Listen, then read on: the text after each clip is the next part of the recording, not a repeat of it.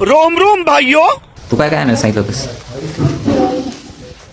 एक ट्रॅक्टर, एक रिमोटची गाडी. गुड मॉर्निंग मित्रांनो. सकाळचे 7 वाजले. झोपेतून उठून मी खाली आलो तर रुद्रांश माझ्या अगोदर उठला होता. क्या बात है सर, क्या बात है सर, क्या बात, ये बात है. त्यानंतर मग मी आलो शेतामध्ये धार काढायला. मित्रांनो, वारीसाठी गेलेला भाऊ आज परत येणार आहे. मित्रांनो, पंढरपूरवरून आळंदीला फक्त 6 दिवसात पोहोचणं जोक नाही. ये बड़ी अच्छी बात कही आप.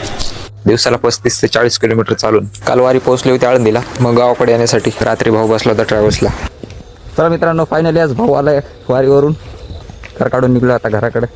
सकाळच्या ट्रॅव्हल्सनी भाऊ आले. उद्या धार काढायला येईल का नाही माहीत नाही. आजची धार काढून गुरु बाहेर बांधून निघलो आपल्या घराकडे. फायनली भाऊ आला इथं वारी करून. इथं भाई आराम करतोय आणि मी धार काढून आणलो शेतामध्ये आत्ताच. शिवांसाठी काय घेऊन आले दाखवतो चला. अभी मजा आएगा ना भिड़ो. काय आणलं पप्पानी? पाय नव्हते काय काय आणलं तुला?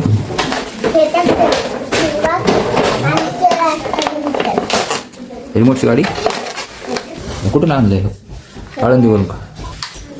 पंढरपूर माहिती का तुम्हाला? पंढरपूर आणली. चला आता गाडी चालवून बघू.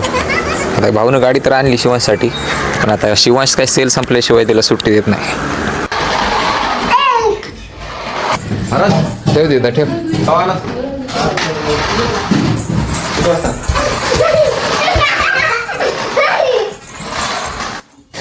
काय बिचारा आमच्या रुद्रांसाठी काहीच आणलं नाही त्याच्या पप्पानी.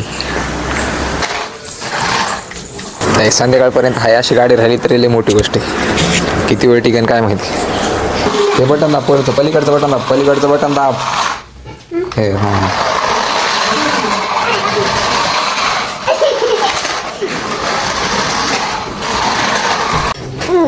ते पप्पा चालेल.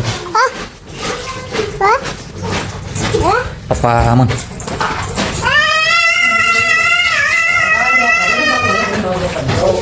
खत्म. Bye bye, tata, goodbye, गया.